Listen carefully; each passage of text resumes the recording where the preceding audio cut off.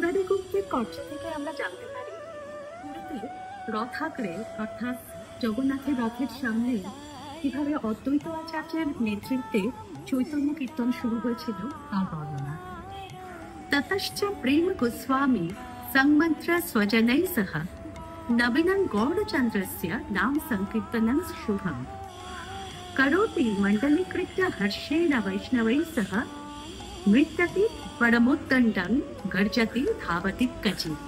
অর্থাৎ এই শ্লোকে বলা হচ্ছে রথের সামনে পুরীতে যে সংকীর্তন হয়েছিল, অদ্বৈত প্রভু যাকে কিনা প্রেম গোস্বামী বলা হতো, তিনি সেখানে বৈষ্ণব সঙ্গীদের সাথে নিয়ে সকলে হাত ধরাধরি করে বেড়া বেঁধে শ্রী চৈতন্য মহাপ্রভুর নাম সংকীর্তন শুরু করবে।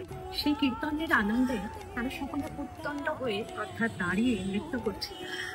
কখনো আনন্দের বর্ষে তারা গর্জন করছিলেন, কখনো বা ছুটে চলেছিলেন।